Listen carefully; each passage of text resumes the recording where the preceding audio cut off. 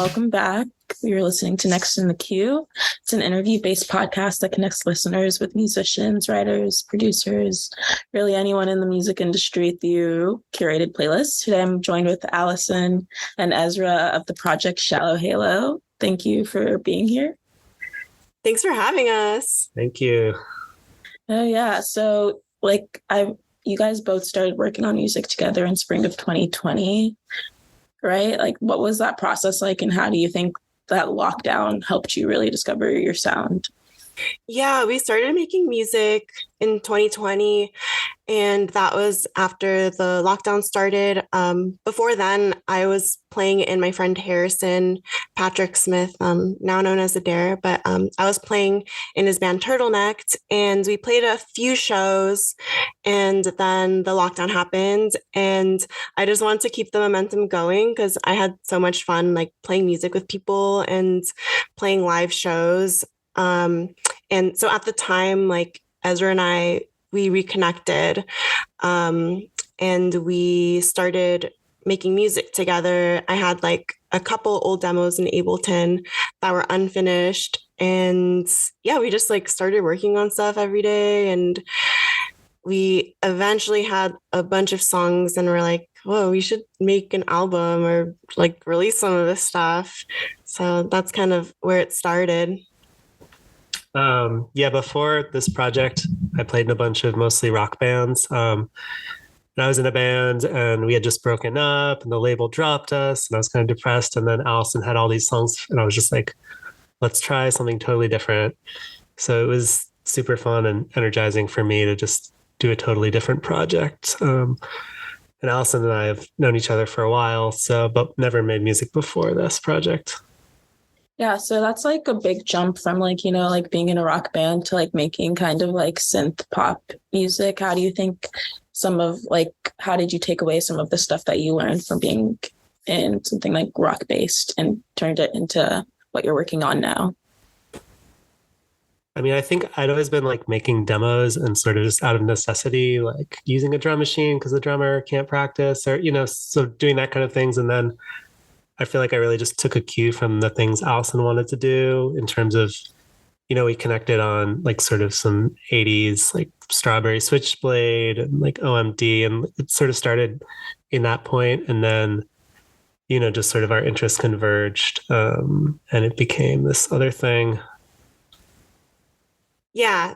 I feel like I had a vision of the kind of music I wanted to make. And with my background of playing keyboard, it was just like a natural progression to start making synth pop. So that's where that came from. Yeah. And so like this project's like pretty new. What do you think are some of the things you've learned along the way now that, you're more established? I feel like I learned everything along the way. I mean, I never was in a band before until I played in Turtlenecked. So going from playing synth in a band to being a lead performer, it was a huge learning curve.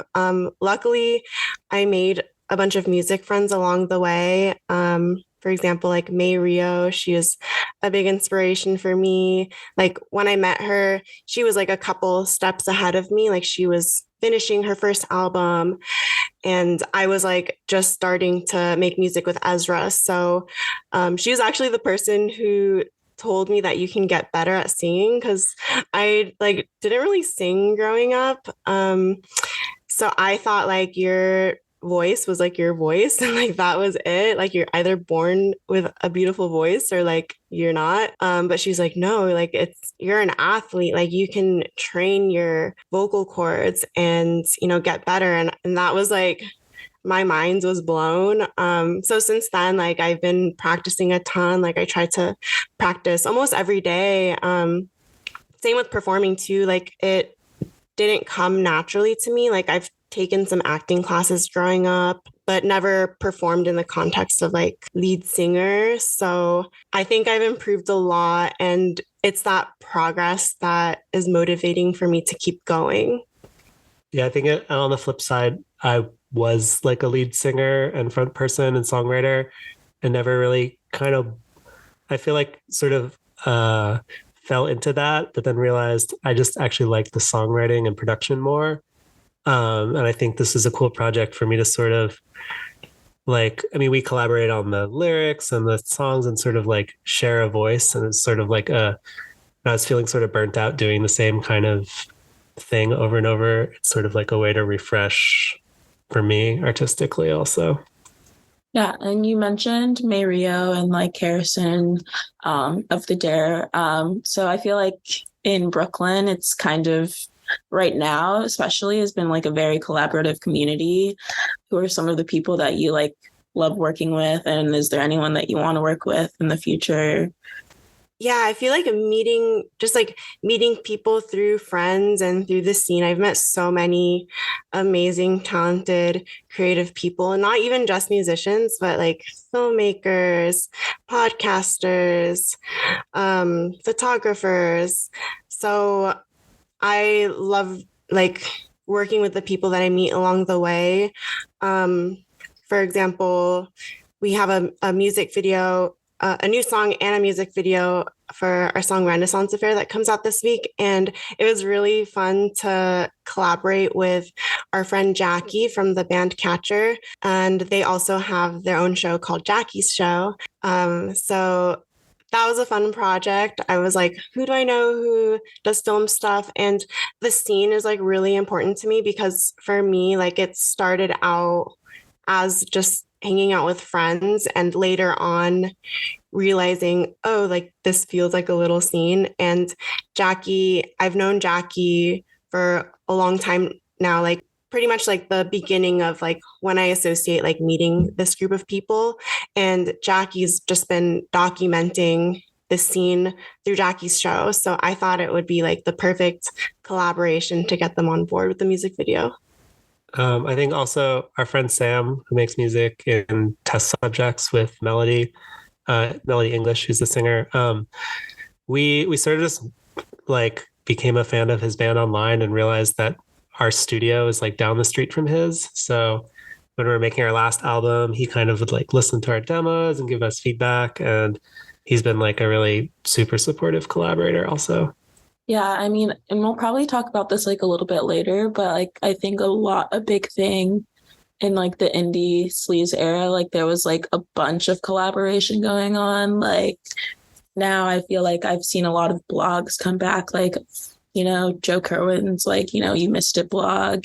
And I feel like Angel from Frost Children also has their own blog, like so many. And like, and I can name a ton, like Kenzie Davis, like 777. I feel like there's just like a big community that is supporting each other and going out to shows and like recording what's like happening like right now in New York. And it's kind of cool to see.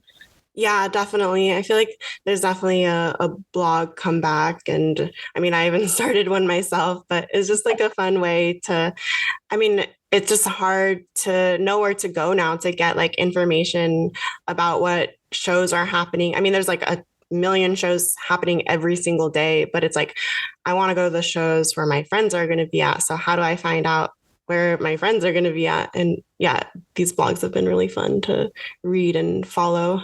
Yeah, I think people are a little burnt out on the like algorithmic, you know, Spotify telling you what to listen to, and then maybe bigger outlets, you know, places like Pitchfork or something that used to sort of like profile more unknown artists are now sort of just regurgitating like press releases and things. So I feel like people are looking for like just like ordinary people suggesting music and, you know, finding little micro scenes to connect to. Yeah, I'd agree because I think like being in lockdown for like almost, you know, like a year and a half, and people are like just excited to go to shows and get out there and like kind of discover what they're want to dive deeper into the scene. Like Jackie's show, like I love everything that Jackie's been doing, and like it's just really fun to see that happening. Yeah, I think I actually met you through Jackie's show. Yeah. Well, we went to the Dan English show at the Cactus Store, and it was so fucking packed. Like I like barely found a spot. Like the one spot was like right next to you and Jackie, and like that's how we met, just like crammed together in this like little cactus store. But I love that. Yeah. Okay, so we talked about like you released Crystal Ball and next week your single will be Renaissance Affair.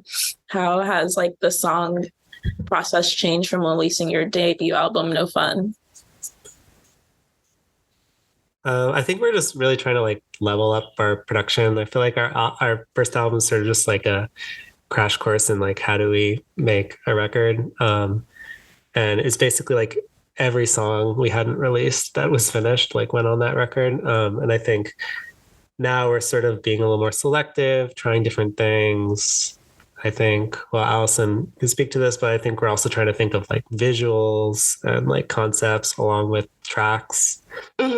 Yeah, like since the album, like we've written so many demos, and I think we're at the point where we want to be like more strategic with our releases. Like we already put out an album, so like what's next? So Renaissance Affair in particular was special to me because it was written at a very exciting time in my life. And like at the time, I remember like that weekend specifically, we got asked to open for Cherry Glazer at Mercury Lounge, and it was like the sold out show. And the day after, a bunch of friends and I planned to go to the Renaissance Fair.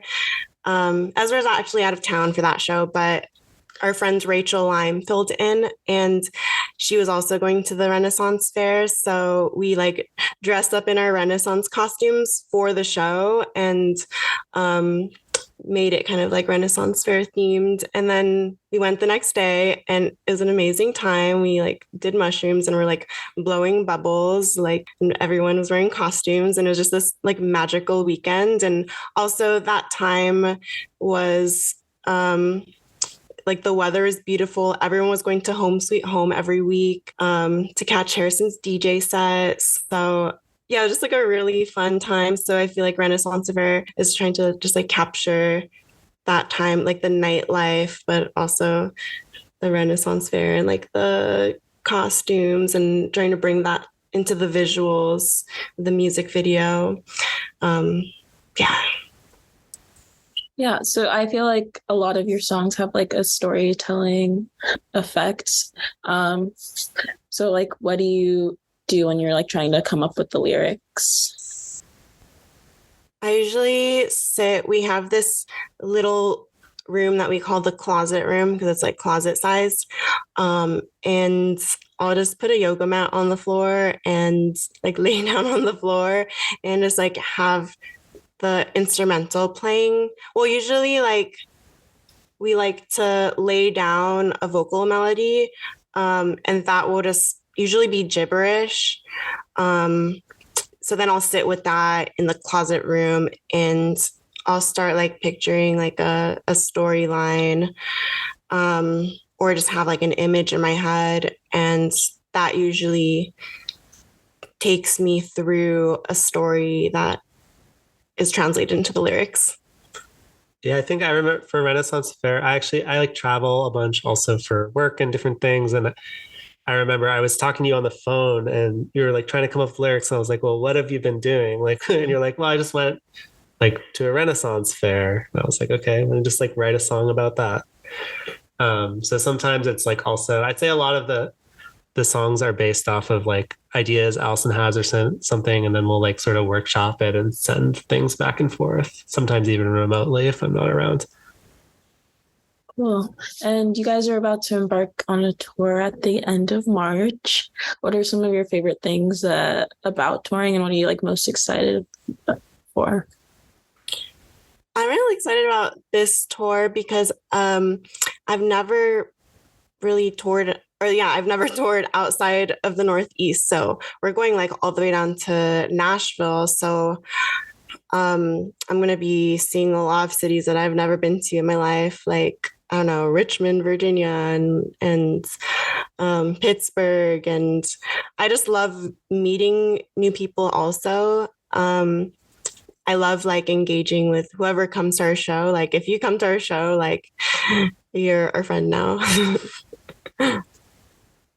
Yeah, it's just cool to get out of the New York bubble and also just to play. Like we don't actually have practice space now. So we're like playing in our apartment a lot, and like our landlord lives downstairs. And just to like get out and play a bunch of loud, fun shows in a row, I feel like is a great experience. And yeah, we don't get that every day here. Yeah, especially because we have a New York headlining show at Elsewhere Zone 1 on April 5th. So this tour will be leading up to that. So we'll be very well rehearsed and we're ready to kill it. Yeah, I'm excited about that lineup. It's like, I don't know how to say it. Doom? How do you I think it's Thoom. Doom? I'm not sure. I think it's Thoom. Doom. Birthday Girl, and Angel is going to be DJing, which is a good lineup. So if you guys live in New York, you should definitely come to the show. So like, what are some of your current influences right now? I've been personally like listening back to a bunch of music I listened to growing up, like the Magnetic Fields and Air, and I think some of that is like going into our production a little bit. We also just played with this artist, Music Chien. I don't know if I'm saying that right. From France. She was awesome. I loved her set. She did a really great cover of Joe Jackson's Steppin' Out. That was great. So should check that out. Yeah, I've been, similarly like music that I listened to when I was younger. A lot of it is actually on the playlist that we made for this episode. So it's a lot of like Chicks on Speed, Freeze Pop, and just like really like bubblegummy, like also a little theatrical. I've been watching like movies that have inspired me lately to just things like Marie Antoinette, the Sofia Coppola films, like really inspiring to me. I don't know, Le Tigre. It's not a movie, but yeah, and I think like we were talking about before, just going out and seeing our friends' shows all the time is just probably the biggest inspiration. Yeah, definitely. Especially like I've started DJing recently, which has been super fun. And my friend Charlie and we started throwing these parties called We Take Manhattan. And that's been super inspiring for me, like just like choosing what music to play and just like the people who come through, our friends, and how the night unfolds. Nightlife and parties are inspiring to me in the New York scene. And I think it's funny. Allyson had like found this old iPod that she had from like, I don't know, like 10 years ago. And it just had all this music. And I feel like that's like the majority of your DJ set is just this like iPod that you had. Yeah, definitely. Yeah, like a lot of this music was like music that I found again through going through this old iPod with like 7,000 songs on it. Yeah, I feel like a lot of my taste is just like regurgitating like what I used to listen to, and like being able to like rediscover that is super fun. Yeah, definitely. So yeah, let's go into like the second half and talk about the playlist. You guys decided to choose 80s synth and 2000s sleaze. I really had a fun listening to this. Like I think it's one of my favorite playlists because I've been recently trying to listen to an album every day, and like at first I was like trying to listen to like classic stuff, but I wasn't really interested in that. And I've been interested in a lot of like synth pop and like new wave and no wave stuff. So it was like really fun to listen to your playlist, and I've gotten some like ideas of like stuff I'm going to start listening to now. But yeah, what made you guys decide to choose this topic? I think because like in a lot of interviews, people ask us what our influences are, and I feel like it's a very half and half.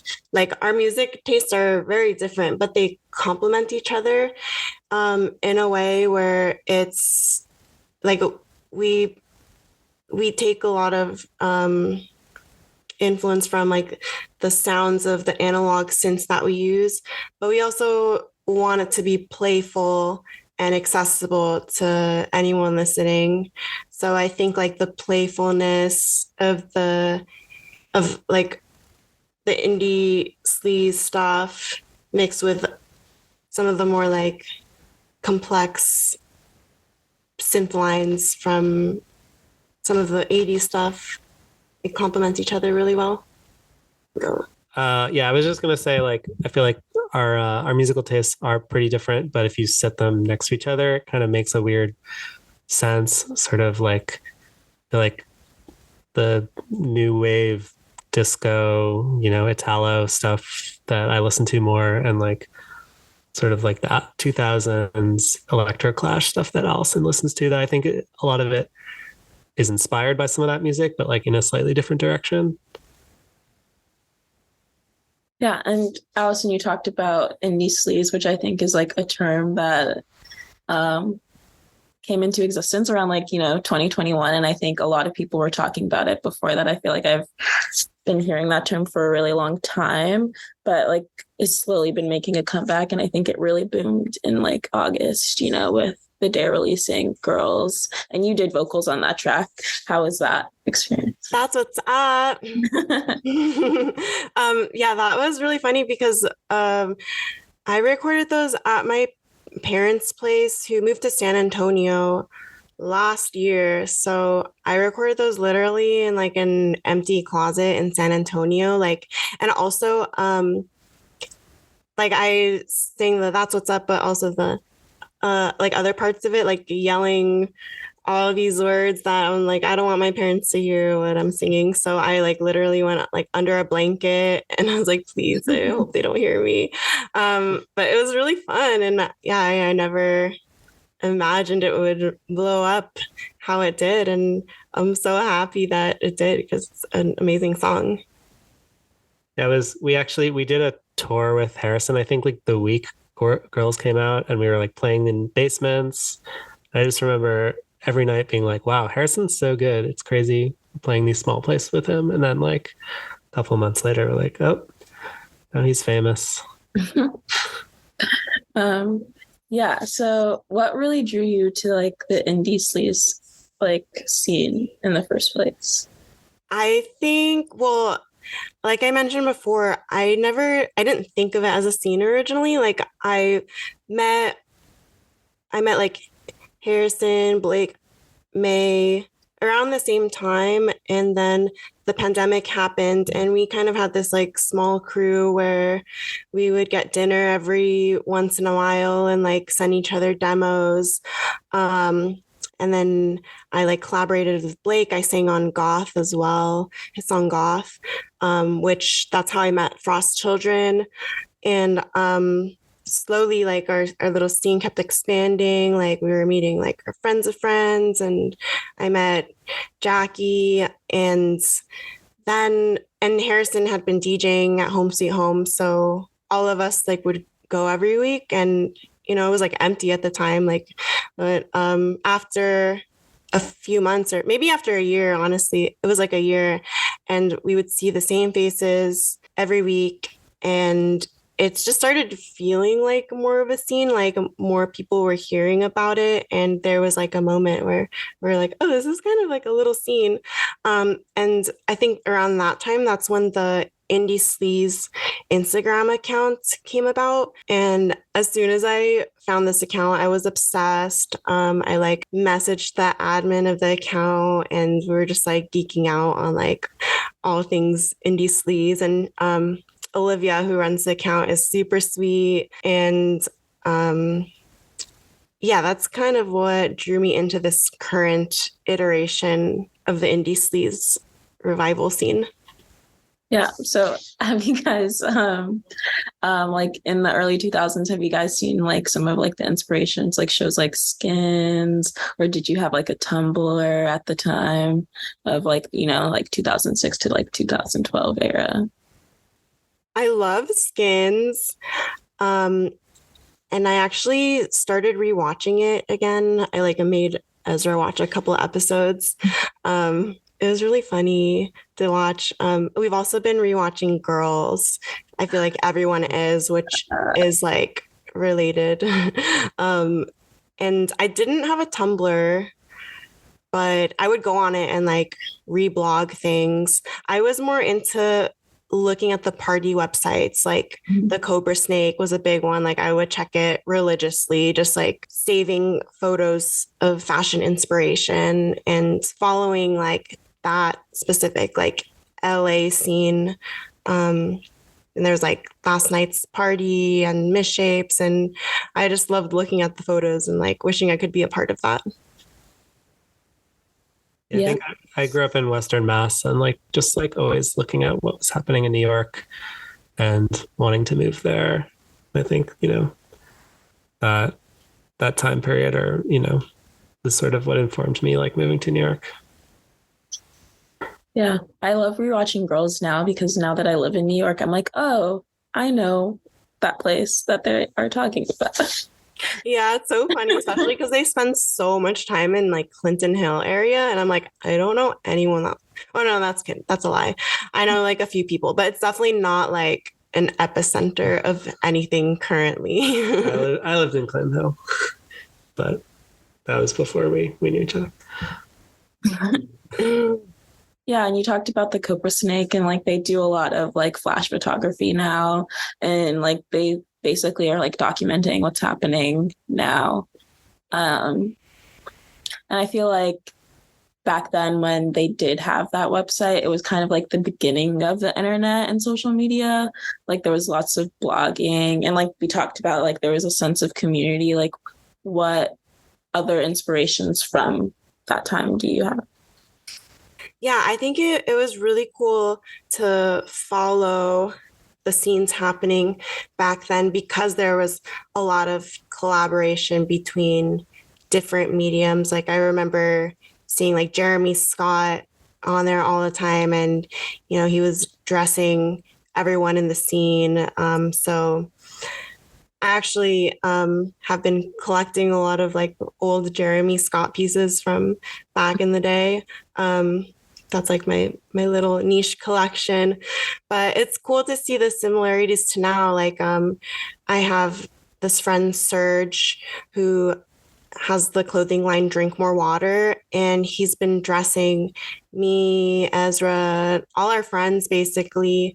And I think it's so cool that like, we have this friend who is not a musician, but is like very much involved in the music scene, and we can support each other in our journeys.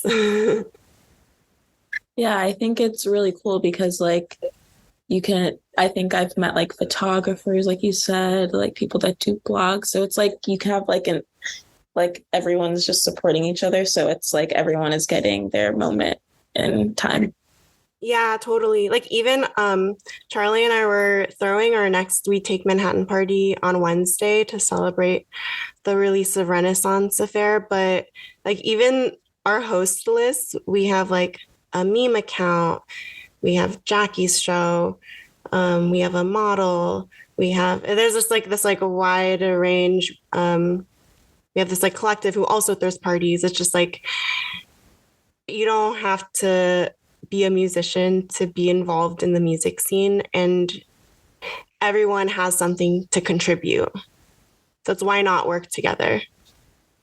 Yeah. And so who are some artists currently that you think represent like, like the Indie Sleaze like vibe right now? Well, I think the Indie Sleaze podcast, Olivia, who runs it, has done such an amazing job, like following the New York Indie Sleaze revival scene because she's based in Toronto. Yeah, so I was about to say that she's in Canada. So she's in Canada, but she's like the people that she's interviewed in New York, for example, The Dare, Blake, The Life. She interviewed us and Frost Children. I think, it's like spot on for me. Like those are all people who I consider part of it. And beyond musicians, our friends, like photographer wise, we have like Marcus Maddox and Martin and Caroline Safran and Jackie's show. I could just I keep going on and on about artists who are representative of the indie sleaze scene. Maybe Ezra can add on to that. I don't know if I can that much, but yeah, I think you mentioned Joe Kerwin's You Missed It blog, also Perfectly Imperfect, run by Tyler. Not necessarily just New York, but pretty like New York focused, and the events that they throw and, you know, people that they cover, I think are pretty indicative of this scene. Cool. So, do you guys have any last minute things that you want to plug or? Just the tour. Yeah, this tour that starts March 24th. Our new song Renaissance Affair is out March 8th. And we have a music video coming out for it. We have our tour at the end of the month. We have our Elsewhere headline show April 5th. And yeah, just follow us on like every single platform because we're super active and we just have a lot of things in the works. So yeah, follow along for the ride. And if anyone wants to book us a show in LA, that would be great. Yes, West Coast is next. Cool. Yeah. Thank you so much for doing this. It's been fun. Yeah, thanks for having us. Thanks, Dope. Great to talk. Thank y'all for tuning in to Next in the Queue. As Allyson and Ezra said, they are on tour and they do have a couple of dates left. If you are in Brooklyn, I expect to see y'all at the Elsewhere show on April 5th. I will link everything down below. Till next time, guys.